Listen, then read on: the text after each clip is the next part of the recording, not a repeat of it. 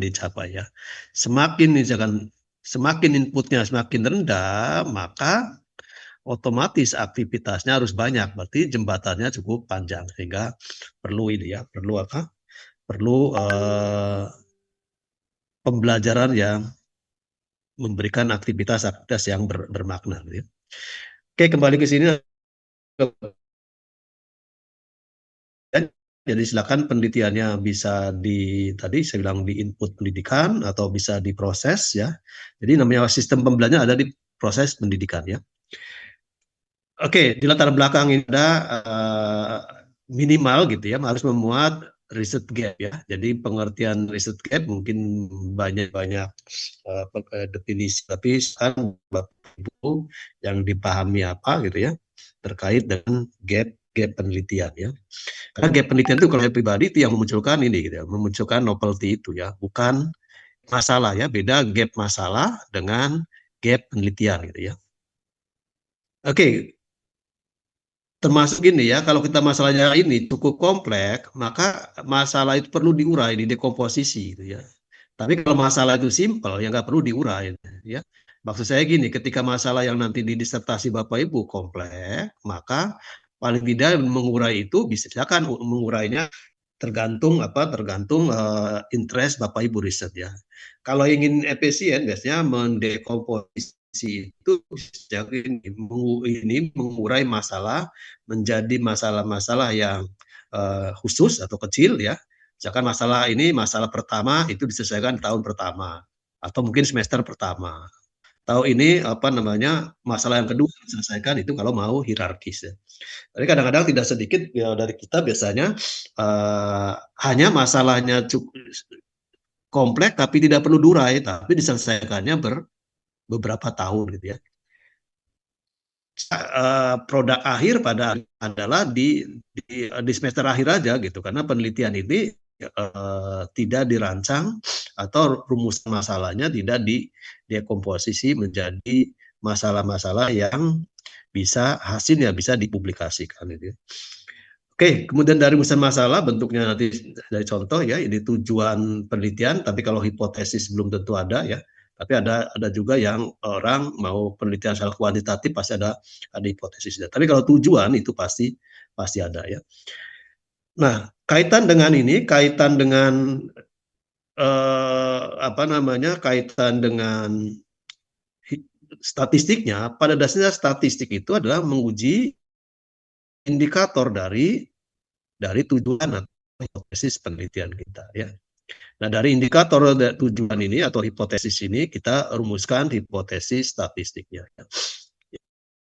Menguji hipotesis statistik ini bisa diuji secara deskriptif, bisa juga uji secara inferensial. Ya, ketika uji deskriptif ya tidak mensyaratkan cara ngambil sampelnya gitu. Tetapi ketika inferensial, maka syaratnya kita bisa gunakan uji inferensial, statistik inferensial ini, kalau sampelnya itu harus diambil secara acak. Oke, kemudian ketika inferensial juga ada dua pilihan, yaitu bisa parametrik. Jadi kata parameter itu maknanya adalah populasi ya. Jadi rata populasi namanya parameter gitu ya. Kalau ukuran sampel namanya statistik. Gitu. Kalau misalkan kita punya sampel, hitung rata-ratanya, untuk hitung simpangannya dan semuanya, itu namanya statistik gitu ya. Sedangkan kalau parameter adalah ukuran populasi data. Jadi kalau kita punya populasi, cari rata-ratanya, itu namanya parameter ya. Nah, untuk melakukan uji diferensial yang pakai parametrik, salah satunya adalah data ya. Data sampel data kita harus berasal dari populasi yang berdistribusi normal. Salah satu syarat ya, salah satu syarat untuk bisa menggunakan uji parametrik itu salah satu syaratnya adalah data atau sampel data kita harus berasal dari populasi yang berdistribusi normal ya. Sedangkan kalau non parametrik itu bebas dari distribusi ya. Tapi mana yang lebih akurat? Jelas akuratan parametrik. Makanya nanti Bapak Ibu ketika penelitian menggunakan uji inferensial usahakan parametrik dulu gitu. Kalau parametrik nggak bisa, barulah kan atau statistiknya statistik non parametrik. Jadi kalau bahasa matematika, parametrik itu dianggap analitik gitu ya, sedangkan non parametrik seperti apa namanya non analitik atau bahasa ininya hanya aproksimasi ya, nilai aproksimasi bukan nilai analitik ya.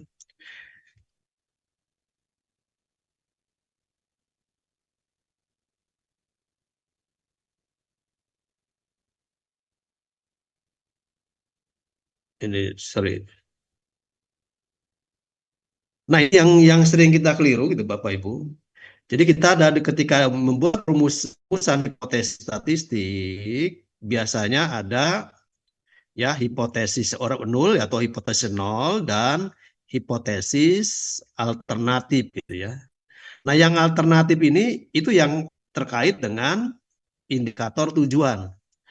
Nah, yang diujinya adalah statistik sampai saat ini Bapak Ibu, yang diuji itu bukan H1 atau HA gitu, tetapi yang diuji adalah H0 sampai saat ini Bapak Ibu ya.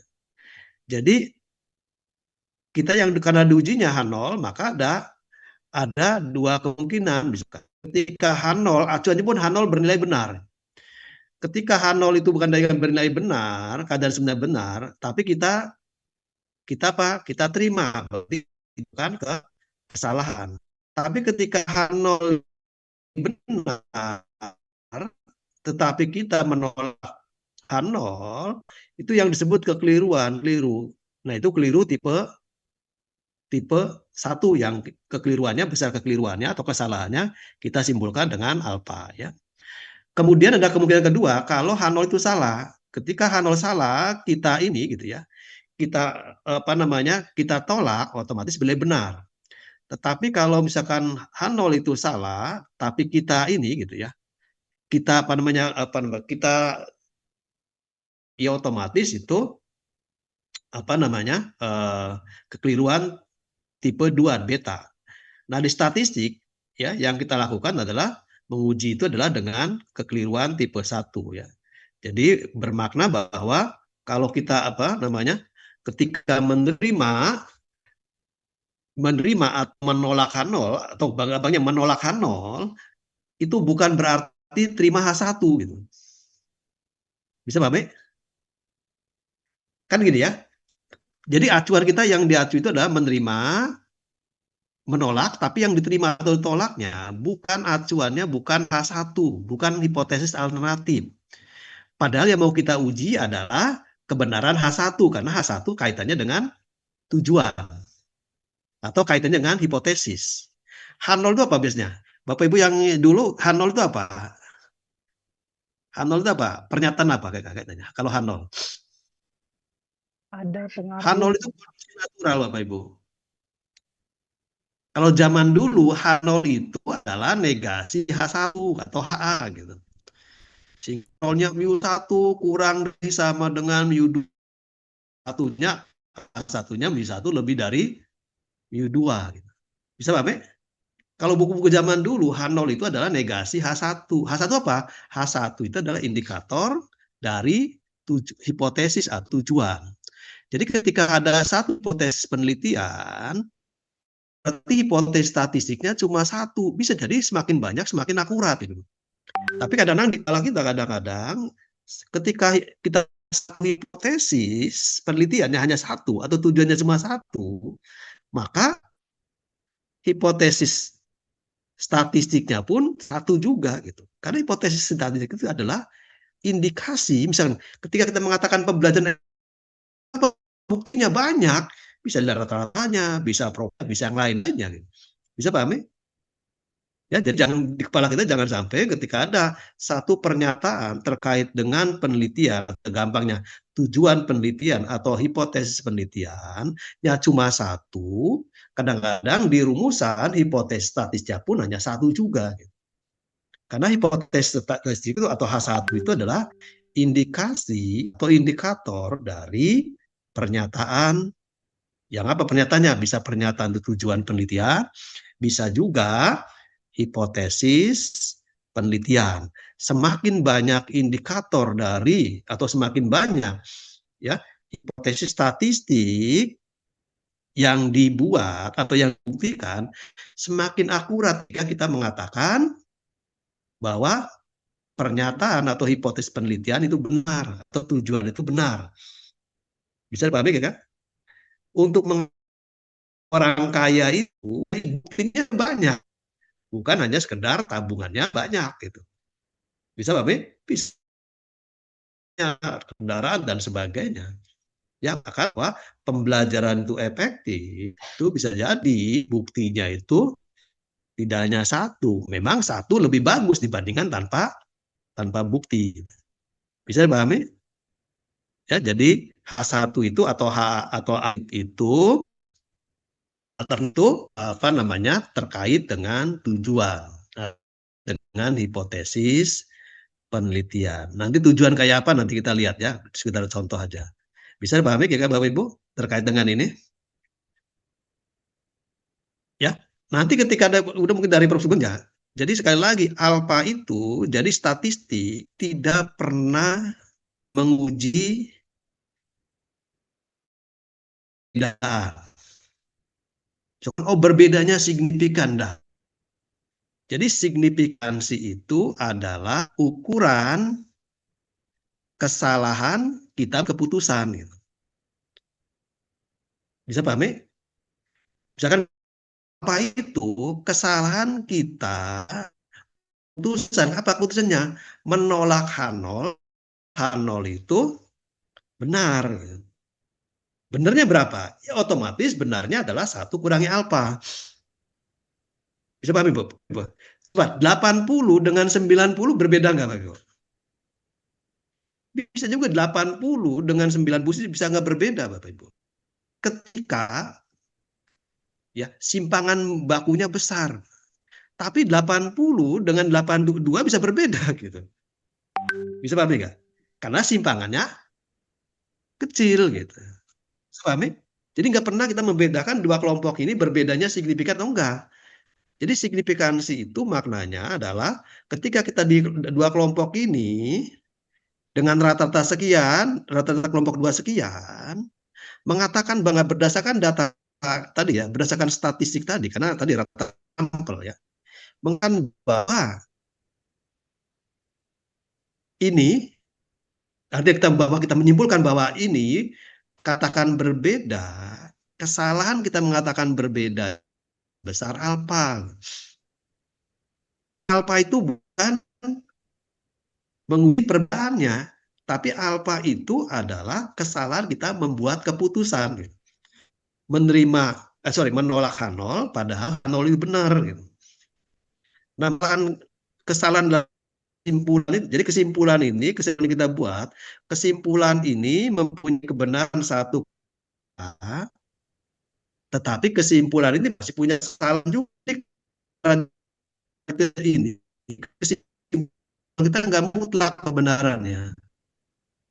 Tapi kebenarannya cuma 1 kurangi alfa. Sehingga ketika menolak H0, untuk mengatakan bahwa yang benar H1 itu harus ada gap itu betul. Untuk menjelaskan kita harus menjelaskan alfa itu yang 5% itu. Beda kalau misalkan menolak H0 dan kesalahannya 0 gitu atau alfanya 0 baru menolak H0 dengan kesalahan tidak ada kesalahan artinya sama aja yang benarnya adalah H1 gitu. Bisa nggak pahami Kak? Bisa pahami? Kita menolak tapi masih ada kesalahan sebesar alfa 5% misalkan pendidikan. Jadi 5%-nya kesalahan 5% kalau di ilmu sosial itu dianggapnya tidak signifikan gitu. Artinya 1 kurangi alfa itu signifikan. Tapi kalau kita penelitian di kesehatan kedokteran, alfa 5% itu masih besar gitu. Kesalahan sebesar 5% masih besar karena menyangkut bla bla bla kalau di kedokteran. Jadi sekali lagi ya, jadi alfa itu bukan nanti berbedanya signifikan gitu. Enggak. Keputusan kita menerima atau menolak itulah yang signifikan atau tidak signifikannya itu. Bisa pahami? Bisa pahami ya? Jadi 80 dengan 90 hasil uji statistik bisa mengatakan sama. Tapi 80 dengan 82 bisa mengatakan berbeda gitu. Bisa pahami ya Kak? Bisa dipahami ya Kak? Jadi 80 dan 90, andaikan sampel satu atau eksperimen dapatnya 90, kontrolnya misalkan dapatnya 80. Setelah diuji ternyata tidak berbeda gitu. Padahal selisihnya 10. Tapi 80 dengan 82 adalah eksperimen tipe 82. Kontrolnya 80, tapi tolak H0 gitu. Dan berbeda. Kenapa bisa begitu?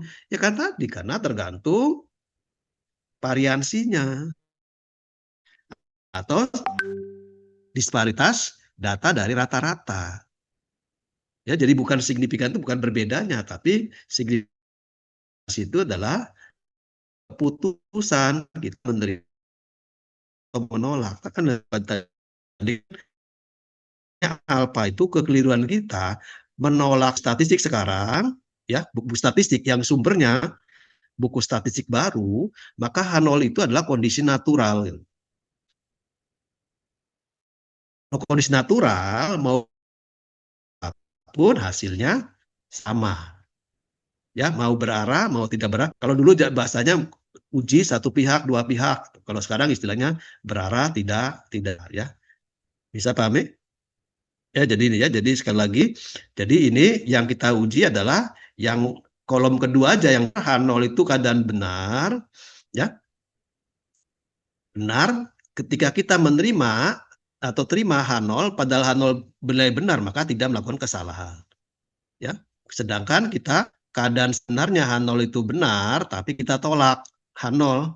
Itulah yang disebut kekeliruan tipe 1 yang disimbolkan besar kekeliruannya disimbolkan dengan alfa. Sedangkan 3 sampai saat ini statistik belum ada menguji ini ya. Menguji ini sama aja kan salah ini salah H0 ini sama saja kalau acuannya ke H1A itu otomatis ini ya. Otomatis berarti ini kekeliruan ketika ya ketika apa? Ketika kita terima H0 padahal H0 itu salah. Ya. H0-nya H0 itu salah, tapi kita terima, itu artinya keliru gitu ya. Bisa paham ya? Tapi kalau misalkan ini H0 itu salah kemudian kita tolak ya, nanti benar. Ya, jadi kekeliruan tipe 2 ini sampai saat ini belum ada buku statistik ya kita artikel sekarang terbaru itu menguji ya apa namanya acuannya adalah H0 tetap H0 tetapi H0-nya bernilai atau keadaan sebenarnya bernilai salah ya. Oke ya, jadi kalau itu ya H0 itu kondisi natural terkait dengan tujuan atau hipotesis penelitian. Ya, saintis tadi hanya menguji H0 bila kondisi sebenarnya bernilai benar. Jadi jika hasil uji menolak H0 artinya keputusan tersebut mempunyai kesalahan sebesar apa ya. Jadi bukan alfa itu signifikan nggak signifikan itu bukan perbedaannya ya, tapi keputusannya itu ya. Karena yang sesungguhnya di statistik. Oke, mungkin ini ya kita split aja. Mari ya apa namanya dipelajari oleh Prof. Sugeng ya. Oke ya. Nah ini otomatis parametrik selain populasi ya kalau berasal dari populasi normal, level pengukuran datanya pun harus ini gitu ya. Harus levelnya harus interval minimal ya. Interval atau rasio. Artinya kalau apa namanya kalau level pengukuran datanya hanya misalkan nominal atau ini atau Izin Prof, apa? Prof dibesarkan itunya gambarnya Prof. Oke. Ya, jadi kalau ini apa namanya level pengukuran datanya hanya nominal, ordinal, nggak usah ada uji normalitas lagi karena nggak mungkin kita bisa lakukan uji normalitas karena data data nominal maupun ordinal nggak mungkin dilakukan operasi penjumlahan, ya, apalagi itu rata-ratanya gitu ya. Kalau nominal paling yang diujinya adalah apa namanya modus. Jadi perbedaan modus saja kalau datanya data nominal. Kalau datanya data data ordinal bisa uji pertama apa dulu ya kalau bisa median dulu. Kalau median nggak bisa baru apa namanya baru uji modus ya. Tapi kalau polisi modus itu rata-rata gitu ya. Jadi hati ya kalau polisi bilang rata-rata penyebab kecelakaan itu yang bukan rata-rata seperti statistik tapi modus gitu ya. Jadi itu ya sekali lagi ini syarat uji parametrik kalau datanya data interval ya minimal interval ya. Sampai saat ini statistik belum membedakan juga level ini penggunaan interval dengan rasio massa. Makanya di apa ya jenis data itu hanya baru 3 ya, nominal, ordinal dan scale ya nyebutnya. Oke, di Prof juga udah jelaskan mungkin ya syarat ini tadi ya syarat uji parametrik ketika datanya interval maka uji normalitas pakai chi-square atau Lilliposs atau square wheel ya. Kalau chi-square yang diujinya adalah data-data kelompok dan seterusnya. Nanti Bapak Ibu ya ketika uji normalitas jangan suka-suka gitu ya. Artinya saya maunya pakai chi-square. Sampai harusnya pilih yang terbaik dulu. Ya, karena saya yakin ini apa namanya? Ya, tapi kalau square dengan POS atau Rob Smirnov atau Wilk itu bisa dibandingkan ya di internet mana yang kira-kira yang lebih akurat. Tapi kalau C-square dengan ini ya jelas sesungguhnya yang lebih bagus adalah C-square. Silakan diuji karena ini apa namanya uji C-square itu adalah uji ini ya, uji parametrik ya. Kemudian berikutnya adalah ini saya udah di ini semua ya nanti cek ya pakai uji apa gitu ya karena unitas itu banyak ya. Tapi kalau kita menggunakan SSS datanya itu yang diolah adalah tunggal ya, bukan data yang dikelompokkan gitu ya. Ya ini apa namanya urutannya. Jadi data itu data kategorik ini ya ada nominal, ordinal dan seterusnya. Saya sudah dijelaskan ini. Oke, apa namanya? Jadi kalau memang mau ini referensinya ini pengukuran 2 tahun ini mengacu pada Stephen ya 1946 gitu. Oke, saya pikir enggak perlu. Nah, ini yang banyak debat ini ya, berdebat terkait dengan ini dalam IQ gitu.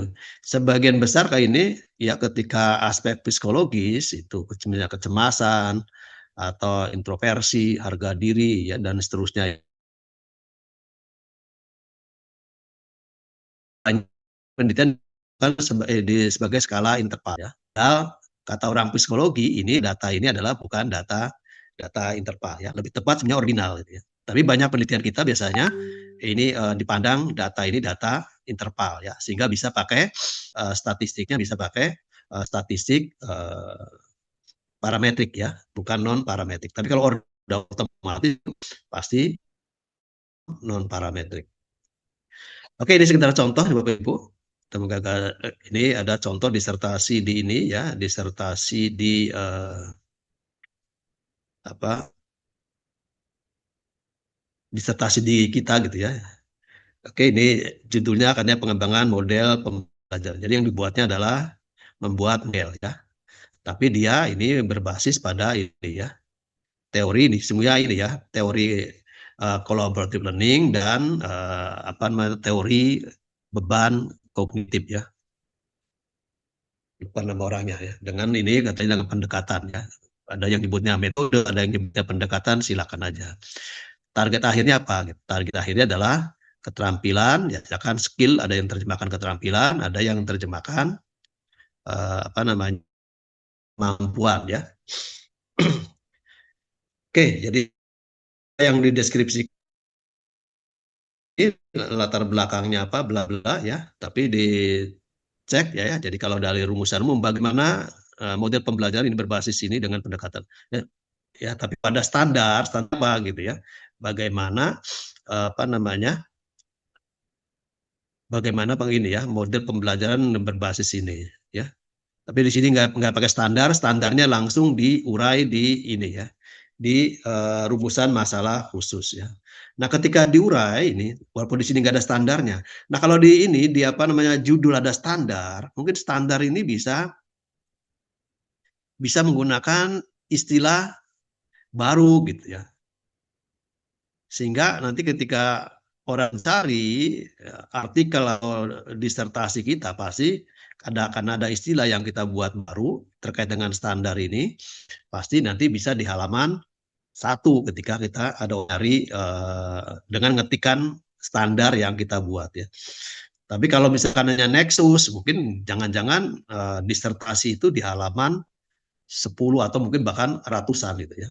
Karena istilah yang di ini itu istilah yang apalagi flip classroom gitu atau ini cognitive load dan seterusnya, ini istilah-istilah yang sudah banyak kayak orang ya, sehingga saya yakin banyak penelitian yang judulnya memuat istilah ini. Oke, kalau kita lihat jadi standar ini, walaupun di sini nggak ada standarnya, rumusnya ini standarnya berarti ada 3 kategori, yaitu terkait dengan karakteristik, terkait dengan visibility atau kelayakan, ya. Nanti kelayakan pun diurai lagi nih, validitas, kepraktisan, dan keefektifan. Jadi standarnya tadi, ya, karakteristik, layak, dan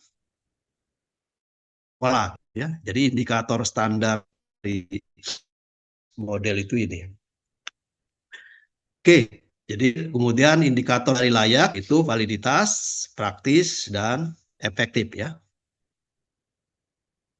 Oke, jadi tujuannya pun itu ya, kaitannya dengan, tapi di sini saya lagi tidak ada standarnya. Nah, silakan Bapak Ibu terkait dengan tujuan itu suatu ini ya, suatu standar atau aktivitas gitu ya. Yaitu silakan ya Bapak Ibu kira-kira apa namanya setuju dengan yang mana gitu. Bisa dipahami kira-kira? Kira-kira Bapak setuju nggak dengan tujuan itu mendeskripsikan layakan gitu. Seandainya produk kita nggak diuji nggak layak, tujuan saat dibuat terpenuhi nggak Bapak? Halo? Seandainya hasil uji ternyata tidak layak gitu, misalkan, atau tidak efektif, tidak praktis, kita selesai atau tujuan tercapai. Seandainya uji oleh ahli ternyata tidak valid, nah, tujuan tercapai enggak? Diperbaiki mungkin Pak. Nomor 2 itu sih tercapai karena di situ hanya mendeskripsikan kelayakan. Kecuali kalau standarnya atau tujuannya saya membuat produk yang valid gitu. Kalau tujuannya kita membuat atau menghasilkan membuat produk yang valid. Kalau mendeskripsikan ya otomatis ketika tidak praktis atau tidak valid ya dideskripsikan. Kenapa nggak valid? Namanya mendeskripsikan. Atau yang disebut deskripsi sampai hasilnya valid gitu. Ya silakan itu persepsi kita ya. Bisa. Jadi makna mendeskripsikan itu sampai hasilnya valid atau mendeskripsikan yang penting kita bisa menjelaskan, mendeskripsikan mengapa valid atau mengapa nggak valid gitu. Yang mendeskripsikan. Bisa pahami nggak Kak? Ya silakan masalah persepsi gitu ya. Artinya Bapak ketika itu menjelaskan, maksud saya waktu mendeskripsikan begini ya silakan. Bisa pahami? Kalau misalkan saya mau ini, misalkan membuat atau menghasilkan yang valid. Nah, ketika nggak valid, berarti tujuan belum tercapai karena saya targetnya harus valid gitu. Tapi kalau mendeskripsikan aktivitas, ya silakan, tapi silakan aja ya. Karena ketika Bapak Ibu bikin PC atau apa, kadang-kadang PC itu apa, misi itu apapun masih ini ya. Oke, kembali ke sini. Jadi itu silakan prinsipnya ini ya. Jadi kata mendeskripsikan itu maknanya apa? Ya, deskripsi. Kemudian yang ini layak, indikator layak itu valid. Tadi ya tujuannya ya sesuai dengan ini, praktis dan efektif. Oke, yang ini berikutnya adalah pola ya. Silakan nanti diukur nggak gitu. Atau yang disebut pola itu maknanya seperti konvergensi. Bisa kata konvergensi ya silakan. Tadi ini ya di apa namanya konvergen itu gini, kita menggunakan ini belajar artinya secara kontinu itu hasilnya semakin bagus itu artinya kontinu. atau polanya justru naik, silakan nyebutnya pola atau konvergensi ya. Bisa pahami ya? Jadi ada 3 standar, karakteristik, layak, dan pola gitu ya. Produknya layak itu udah ada 3 indikasi tadi, valid, praktis, dan efektif. Oke, kita agak seperti dulu ini. Oke, nanti kita uji ya. Jadi ketika valid, kira-kira sebelum Bapak Ibu ini, saya layak aja ya. Sebelum produk itu diuji oleh validator, kita bisa nggak nguji produk kita itu valid atau enggak? Bisa nggak? Bisa, Pak? Bisa. Produk jadi. Apakah produk setelah jadi itu kita perlu menguji kevalidan atau kita bisa nggak menilai sebelum ke ahli, bisa nggak kita menilai produk buatan saya itu valid atau enggak Bisa. sebelum dikasihkan ke ahli? Ya? Bisa, Prof. Halo, Bisa. Ibu? Hah? Bisa. Iya, harusnya sebelum ke ahli itu harus kita uji dulu gitu. Makanya ketika need assessment, kadang-kadang persepsian need assessment itu kadang-kadang gitu ya. Kadang-kadang karena need assessment itu pada dasarnya kita mengumpulkan data dalam rangka apa? Sebagai pijakan sebelum kita membuat produk. Supaya produk buatan kita itu sebenarnya kayak gini, Bapak Ibu ketika mau membuat pisau yang tajam, berarti yang perlu need assessment-nya apa? Saya mau sebelum membuat pisau yang tajam. Kira-kira apa yang perlu dilakukan assessment-nya, kebutuhannya agar ketika kita membuat pisau tajam, pisau yang kita buat itu tajam, maka apa yang dilakukannya? Memilih Apa bahan. Keka? Validitas. Bahan bakunya, Bahan Prof. yang Bahan. baik. Iya, Memilih bahan yang seperti apa? bahan. Makanya supaya kita ini gitu, ketika kita mau membuat produk itu valid, maka kita harus punya data apa dulu. Supaya berdasarkan data ini, nanti saya bisa membuat produk yang valid, produk yang praktis, gitu, produk yang efektif. Jadi harusnya sebenarnya assessment itu kaitannya dengan informasi apa yang kita butuhkan sebagai pijakan kita membuat produk yang sesuai dengan atau agar tujuan itu tercapai gitu. Ya. Jadi silakan di persepsi yang berbeda juga ya terkait dengan need assessment. Yang dipahami bahwa assessment apa? Yang need assessment adalah seperti pra riset gitu. Nah, pra riset. Need assessment itu isinya seperti pra riset gitu. Ya, jadi dipahami lagi ya. Jadi ada 2 perspektif ya. Apakah yang selama ini need assessment itu banyak yang dilakukan orang itu terkait dengan pra riset atau justru ya need assessment itu adalah mengumpulkan informasi sebagai pijakan kita untuk membuat produk yang sesuai dengan standar yang kita buat. Oke, Bapak Ibu ya. Jadi ini, oke uji validitas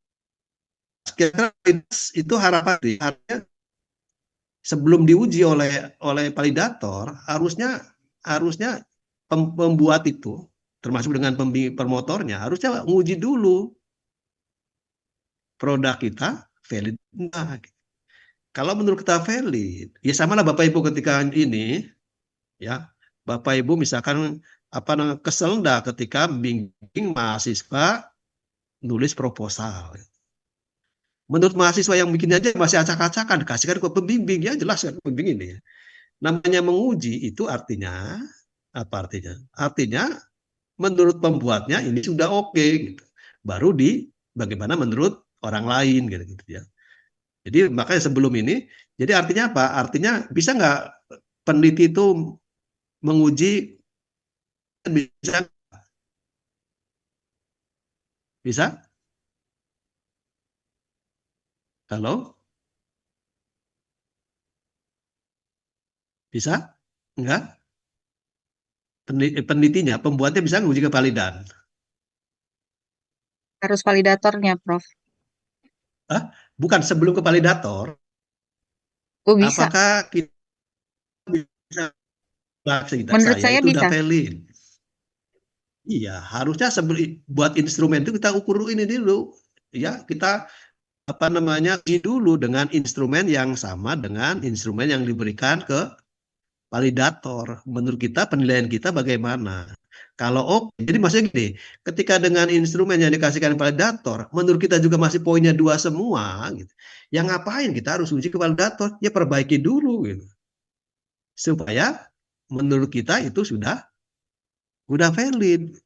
Baru kalau kita udah valid, barulah kasihkan ke Validator. validator bagaimana menurut yang lebih ahli, gitu ya. Ya sama ya Bapak Ibu nanti ketika bikin proposal ini, disertasi, kalau menurut Bapak Ibu proposal itu masih banyak kelirunya, yang ngapain dikasihkan promotor atau kopromotor gitu. Ya harusnya ketika dikasihkan ke promotor, maka menurut kita proposal kita sudah bagus gitu. Berdasarkan pengetahuan yang dimiliki oleh Bapak Ibu ya. Oke ya nanti dicek ya, ini dari ini apa namanya? Saya juga dari disertasi bisa disertasi lulusan sebelumnya gitu ya. Oke ya, jadi ini ketika validatas, jadi apa yang mau diujinya ya, model, perangkat. Nah, ketika banyak yang mau diuji, produknya banyak, apakah produk itu diuji satu-satu atau jadikan satu gitu ya. Itu pilihan juga. Yang bagus kan gimana? Halo, saya pahami? Misalkan gampangnya 2 aja ya. Ada model, ada media. Berarti ngujinya gimana? Satu-satu atau jadikan satu penilaian itu? Validator itu. Bisa pahami? Uji lebih model sendiri oleh ahli. Uji media sendiri. Atau nanti analisisnya penilaian ini model dengan penilaian ini media jadikan satu. Bagusan mana? Jadikan satu atau masing-masing? Halo? Bisa nggak pahami Mas? Bisa dipahami nggak? Kan kita bisa ada 2 produk misalnya. Ini disertasi ini banyak produknya. Kita ada 2 produk. Ada model, ada media. Oke. Kemudian model diandaikan oleh validator 1 dan semuanya validator sekian ya. Media juga diukur oleh validator juga. Bisa jadi orangnya bisa sama, bisa berbeda, andaikan sama. Nah, ketika skor ini, penilaian ini model dengan penilaian media, apakah analisisnya jadikan bisa? Bapak Ibu. Halo? Yang bagus. Sendiri ya, Prof. Ya, Sendiri-sendiri. sendiri-sendiri. Iya, Media sendiri, ini model sendiri. iya. Itu ya, misalkan itu. Nah, andaikan model dinilai oleh validator ada 5.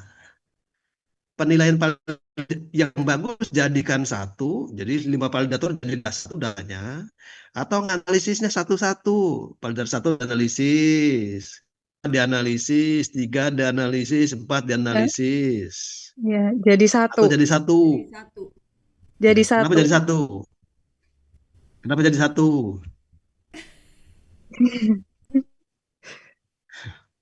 Kan Biar pilihan ya, lebih harus saya pilihan. Ya tujuan kita validatornya banyak untuk apa? Sampai 5, sampai 10 misalkan. Kalau jadi satu ya, apa bedanya dengan aja? Lebih apa? ya mungkin beda-beda Prof antara validator satu dengan yang lain gitu Nah, Prof. itu kalau validator beda-beda, otomatis kita ingin Ya, beda, ya otomatis analisnya masing-masing. masing-masing ya. Iya, kalau jadi satu nggak kelihatan bedanya. Item 1 misalkan, validator 1 dapatnya sangat bagus. 2 hanya bisa gitu. Ketika jadi satu, ini jadi bagus sekarang gitu. Bisa paham? Jadi Ya, makanya saya Prof. bilang ketika memilih research itu kan pasti ada tujuan gitu ya. Bisa pahami nggak kira-kira? Tadi ada produknya masing-masing, ada list sekian produk, tapi kadang-kadang jadiin satu. Validatornya banyak, jadikan satu juga. Ya untuk apa banyak validator? Ya memang lebih bagus dibandingkan tanpa analisis. Ya. Analisis kan itu pilihan gitu. Karena hati-hati Bapak Ibu Anda kadang-kadang itu proses analisis yang berbeda dengan orang sebelumnya itu dasarnya salah gitu. Kalau nggak ada rujukan. Padahal kalau orang luar saja, yang penting ketika kita pakai cara nganalisis sendiri, yang penting logis gitu. Ngapain pakai rujukan tapi nggak logis gitu. Kita pahami gitu ya. Jadi itu pilihan ya. Iya. Nah kita cek di ini ya. Dicek ini jadi ini kebetulan banyak ini model yang perangkatnya banyak ini ada buku ajar dan sebagainya ya. Nah, ketika validasi teoritis diuji oleh ahli mungkin nggak empiris, dilakukan empiris. Kalau empiris digunakan dulu suruh menilai gitu, itu namanya empiris. Bisa nggak validitas ini produk diuji secara empiris, bisa nggak? Kepalin produk. Kalau teoritis tadi ya bisa pakai ahli ya. Ahli itu bisa ahli ini ya, ahli berdasarkan pengalaman atau ahli berdasarkan studi pengalaman ya. Jadi bisa nggak empiris? Kalau kualitas. Ini kalau Bapak Ibu kalau ingin ini yang kayakan itu mungkin di artikelnya siapa sih itu kalau tidak salah lupa nama orang itu. Yang jelas orang-orang. Oke ya, jadi nanti berapa orang yang ininya ya, berapa yang mengujinya. Seandainya ini hanya teoritis saja, maka yang mengujinya adalah ahli atau isi gitu ya. Tapi kalau etis juga berarti ini. Oke, kepraktisan. Nah, kepraktisan biasanya Bapak Ibu bisa teoritis dan empiris atau hanya empiris saja atau teoritis saja biasanya kepraktisan. Uji nih. Empiris. Uji empiris saja ya. Kenapa nggak teoritis? Biar praktisi yang ujinya kalau teoritis. Kepraktisan itu. Kenapa empiris saja? Karena Pak Cas, izin. Waktu kita sudah habis, Pak Cas. Karena udah habis ya. jam Oke. 2. Oke, nanti saya share aja dengan ininya ya. Ini udah siap juga. Jadi ini nanti silakan Bapak Ibu juga baca ininya aja, baca apa namanya, karena dicek lagi karena uji kevalidan pakai siapa? Pakai icon gitu. Padahal sumber asli icon itu bukan untuk menguji kevalidan produk, tapi itu untuk menguji ya validitas konstruk ya dari suatu instrumen. Maka ngujinya per soal itu, soal per satu atau pernyataan satu gitu, dinilai oleh dan itu juga punya kelemahan itu. Jadi nanti cek lagi icon kalau belum ini. Ini memang kebetulan saya lagi nyari-nyari sumber aslinya itu ini berbayar gitu ya, mungkin nyari ada yang gratis. Ya itu, begitu uji lainnya nanti yang jelas pengantar untuk uji uji hubungan nanti waktunya kan cuma ini ya, cuma 3 pertemuan. Harapannya nanti ketika presentasi Bapak Ibu menganalisis itu dari disertasi atau artikel yang pakai uji beda, ada yang kelompok yang pakai uji ini ya. Karena ada Prof Bambang juga udah menjelaskan juga ya. Karena STAR itu otomatis analisisnya dari jalur dulu ya. Jalur ini nanti oke dengan parametrik jalur ini pakai apa gitu. Oke, itu mungkin terima kasih Bapak Ibu atas perhatiannya dan khusus Pak ini Pak tadi Pak Ali yang share ini link Zoom. Saya ucapkan terima kasih juga. Oke, kita akhiri. Assalamualaikum warahmatullahi wabarakatuh. Waalaikumsalam warahmatullahi wabarakatuh. Oke, mohon izin keluar. ya, terima kasih Prof. Oke, sama-sama.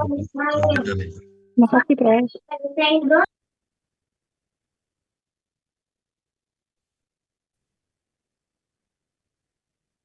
Ya, Bu Nova, silakan dijawab pertanyaan-pertanyaan tadi.